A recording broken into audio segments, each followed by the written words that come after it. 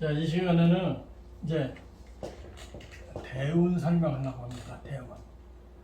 사주는 사주 팔자가 있고 대운이 있죠. 사주 팔자는 이게 이제 숙명을 얘기해요. 숙명.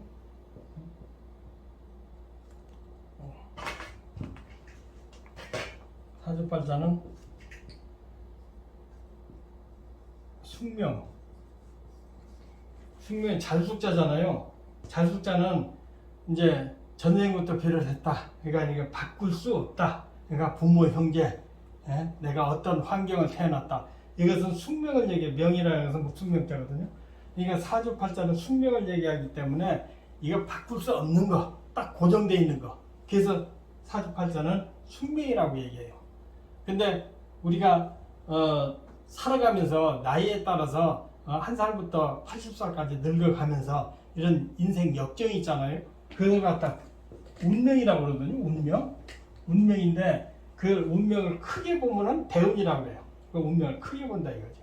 그래서 사주팔자하고 운명하고 조금 차이 있다. 사주팔자는 그러니까 대운을 사주팔자만 적어놓으면 이 사람 숙명을 보는 거죠. 근데 대운까지 보는 것은 이제 그 사람의 인생 행로를 보는 거거든요. 그러니까 조금 차이가 있어요.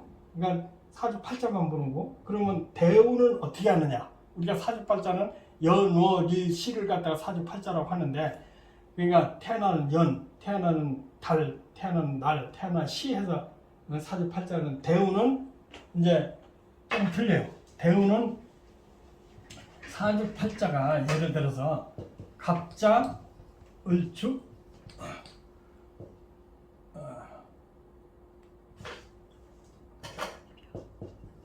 병인, 경묘, 이게 사주팔자잖아요. 연월일시. 그러니까 이것은 이제 근, 묘, 화, 실 이렇게 보는데, 이건 뿌리, 이것은 싹, 이건 꽃피는 거잖아요. 이것은 결실을 맺는데, 이건 조상을 보는 거지. 근은 조상, 조상의 뿌리를 보는 거지. 그 다음에 묘는 조상에서부터 내려오는 부모 환경을 보는 거예요. 조상을 보고 부모 환경을 보는 거죠. 그 다음에 이게 낮이었다. 꽃이 나론에서 태어났으니까 이게 이제 연, 월, 일, 시인데 태어난 날이 자기니까 이게 이제 아지요, 낮이요. 그러니까 내가 꽃을 폈다는 얘기거든요. 그 다음에 여기는 시는 자연스럽게 자식을 보는 거거든요. 근데 이게 여기를 이제 배우자로 보잖아요. 배우자. 이제 배우자로 보기 때문에 이게 이제 근묘하실 되는데, 우리가 대부분 태어나서 엄마에서 태어나서 이렇게 성장하게 되잖아요. 성장하게 되는데, 그래서 이렇게 이게 을축이면 12월 달인데 12월 다음에 1, 2, 3, 4, 5, 6 이렇게 뻗어나가는 것을 월에서 줄기가 뻗어나간다. 이렇게 봐가지고 대운은 월에서 뻗어나간다 그래요.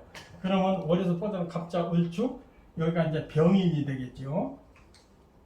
정묘가 되겠고, 모진이 되게요. 병인, 정묘, 모진, 기사가 되고, 경호가 되고, 신미가 되고, 임신이 되겠죠. 임신이. 이게 이제 줄기는 월에서 뻗어나간다. 그래서 대운은 월에서 뻗어나가는 것을 본다. 그래서 갑자, 을축, 병인, 정묘, 무진, 기사, 경호, 신미, 임신, 이것을 갖다 순행한다 그래. 순행, 순리대로 간다. 그런데 반대로 갑자, 을축이 아니고 을축, 갑자, 대운이 개해, 임술, 신유, 경신, 기미, 모, 정사, 이렇게 가면은 여군이라고 그래. 여기는 수는이고, 이게 수는이고, 이건 여군이라고 그래. 여군.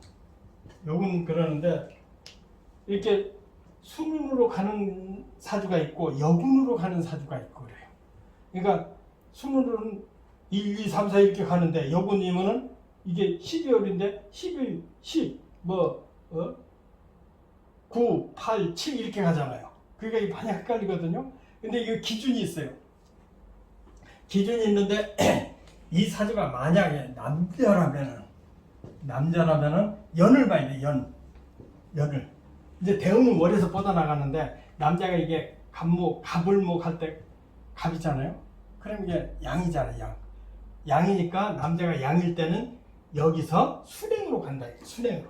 그러니까 병인, 정묘, 무진, 기사, 경호, 신미, 임시 이렇게 간다.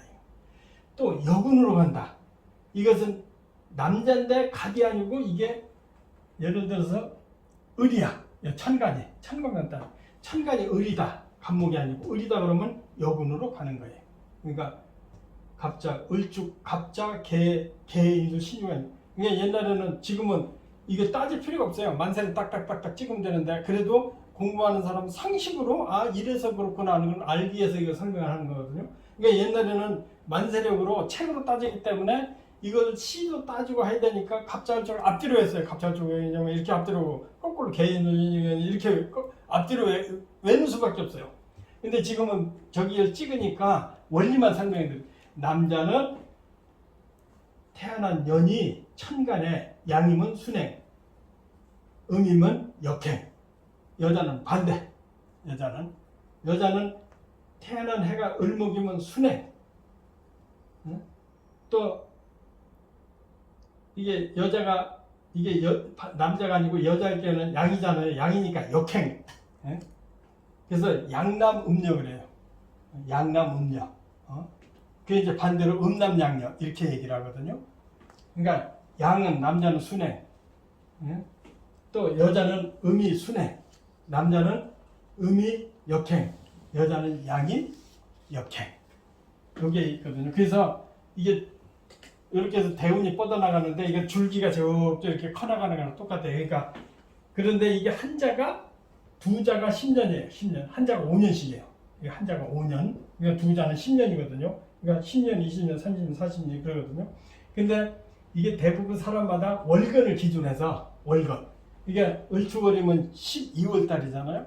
월건을 기준해서 이제 소환, 대한, 입춘 그러거든요. 그러니까 소환을 지나서 태어나면은 12월이에요. 그러니까 섣달이죠. 근데 소환 안 돼서 태어나면은 그 전달이에요.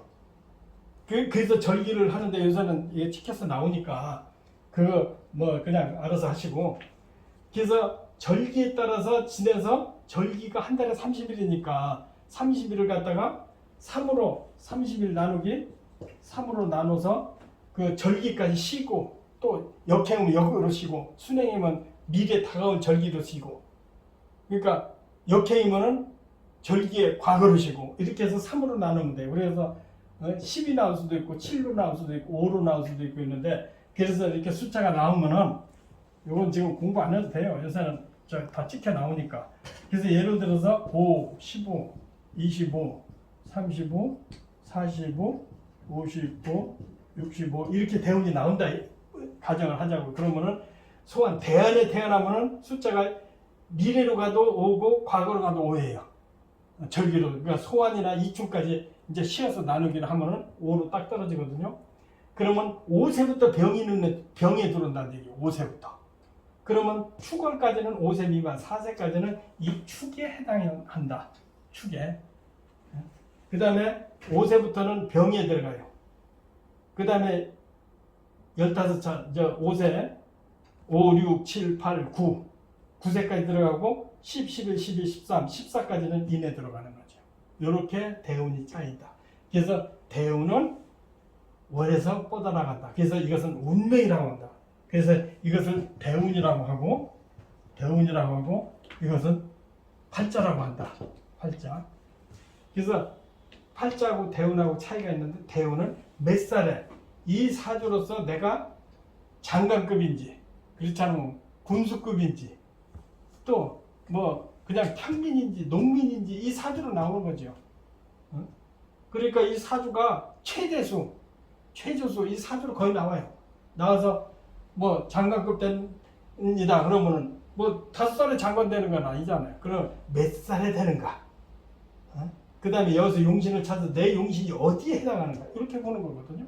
그럼 이 사주가 병인인데 이게 축이고 아까 시간에 조우 얘기했잖아요. 조우. 조우는 겨울에 태어났을 때는 다 조우라고 그랬잖아요. 그럼 조우는 병화인데 자체가 병화야. 그러면 목을 태워줘야 되잖아요. 목생을 해줘야 되잖아요.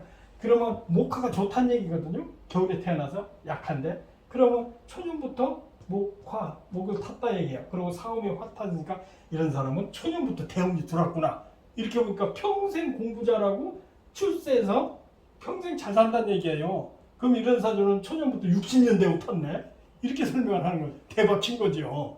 그런데 이 사주를 보면은 가축과 가졌느냐, 그리고 어떤 유형이냐, 공무원이냐, 장사꾼이냐, 그렇지 않으면 뭐 CEO냐, 그렇지 않으면 뭐 문화예술 계통이냐, 이거 숙명으로 보는 거예요.